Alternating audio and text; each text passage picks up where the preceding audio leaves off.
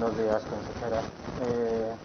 ¿Contempla su consejería alguna acción destinada a la protección plena de la colección histórica de Cajastur, en especial de aquella parte de la misma adquirida antes del año 2000, que cae bajo el paraguas del Liberbank y no de la Fundación Bancaria Cajastur? Muchas gracias, señor diputado, y por lo que a mí respecta, bienvenido a esta Cámara.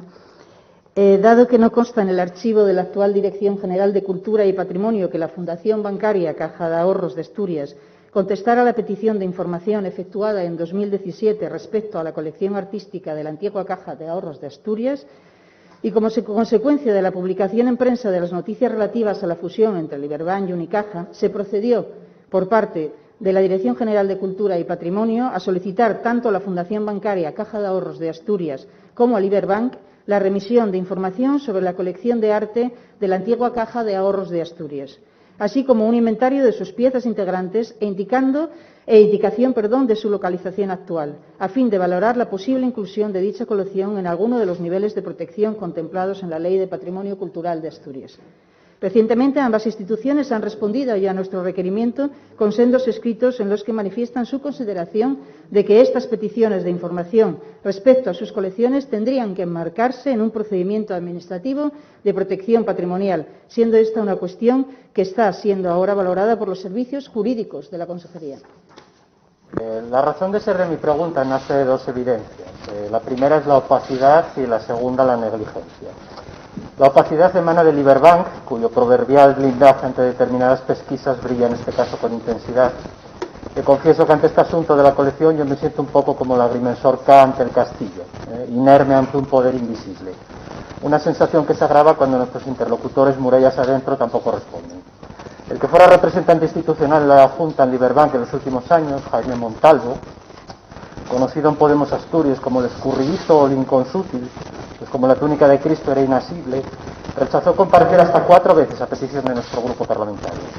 Una de las consecuencias de estas conductas opacas es que a día presente el catálogo de fondos de la colección continúa siendo una incógnita. Todos son conjuntos en torno a uno de los patrimonios más importantes de nuestra tierra, un patrimonio material pero también emocional. Ciertas voces hablan de unas 3.000 piezas, otras elevan su cálculo hasta 8.000, una diferencia en cualquier caso demasiado amplia para ser despachada con un aproximadamente. El último catálogo razonado, incompleto por desgracia y auspiciado por el inventario propiciado en su día por Blas Fernández, es el que firmó Cravifos en 1996, un año en el que algunos de los presentes en este hemiciclo ni siquiera ostentaban el derecho a voto. Hasta aquí la opacidad. La negligencia tiene que ver con la derivada artística que procura la inminente absorción de Liberbank por parte de Unicaja. En 2011, cuando se constituyó Liberbank, la colección pasó a ser patrimonio del nuevo banco. El conjunto de ese proceso de transición desde la Cajastur seminal fue pilotado por el Consejo de Administración de la Caja, en el que había representantes del Principado, de los sindicatos y de los ayuntamientos de Oviedo y de Gijón. Pero ninguno de esos responsables reparó en el destino de la colección, un descuido que propició que un fondo de gran valor, un fondo que por haberse formado con los ahorros de los asturianos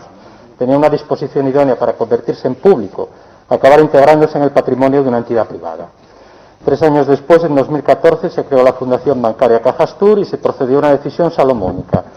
Los fondos adquiridos hasta el 1999 pertenecerían a Liberbank. Los adquiridos desde el año 2000 pasarían a engrosar los activos de la Fundación. La cuestión es que la parte artística del banco, que es la que hoy queda expuesta al proceso de fusión, es a decir de los expertos, no solo mucho mayor, sino mucho más valiosa. Por cierto que la persona que con más claridad explicó los orígenes de este imperdonable descuido y que lo hizo con una irresistible mezcla de ingenuidad y honestidad que casi moda ternura, fue alguien bien conocido por la bancada popular, Ramón García Cañal, quien en 2011 trasladó la siguiente confesión a Pilar Rubiera, jefa de prensa y jefa de Cultura y Sociedad de Nueva España. Íbamos a una gran velocidad, teníamos unos plazos leoninos y nos preocupaban los asuntos económicos. Por otra parte, de las nuevas fundaciones bancarias quedaba excluida la cultura. No recuerdo que hubiera comentarios sobre la colección de arte. La cultura, una vez más, como hija bastarda, preterida, olvidada, invisible, stricto sensu, o como aquí, reconvertida en lucro privado. Frente a la opacidad y la negligencia, desde Podemos Asturias le instamos a que la consejería que encabeza promueva la transparencia y la diligencia. La transparencia mediante el abordaje de un nuevo catálogo actualizado del elenco que identifique de una vez por todas de qué hablamos cuando hablamos de la colección Liberbank. Las largas que el banco le viene dando a la Dirección General de Cultura y Patrimonio desde su solicitud de 2017 y que usted misma ha explicitado de forma pública son intolerables. y la diligencia mediante la solicitud para preservar la parte del Liberbank anterior al año 2000 de la figura jurídica de bien de interés cultural, aun siendo conscientes de que dicha declaración no es una panacea, pues obliga al propietario a informar a la Administración con un mes de antelación si es que se dispone a sacar la obra de Asturias, y en el caso de que quiera venderla le otorga al Principado un derecho de tanteo, mientras que en el caso presente no hablamos de venta sino de absorción. Y aunque confiadamente podríamos argumentar que para qué va a querer Unicaja cuadros de Paulino Vicente el Mozo colgando de las paredes de sus sedes, no parece plausible que la entidad andaluza se quiera deshacer de estos bienes en el hipotético caso de que llegaran a su poder. Sí, las medidas de protección a plantear en relación con la colección podrían vincularse con su posible declaración de la colección entera o parte de la misma o de sus obras más destacadas como bien de interés cultural, o bien su inclusión en el segundo de los niveles de protección contemplados en nuestra legislación, el de inventario del patrimonio cultural de Asturias. En ambos casos, aplicarían a las obras integrantes de la colección las medidas de protección y salvaguarda contempladas en la Ley de Patrimonio Cultural de Asturias.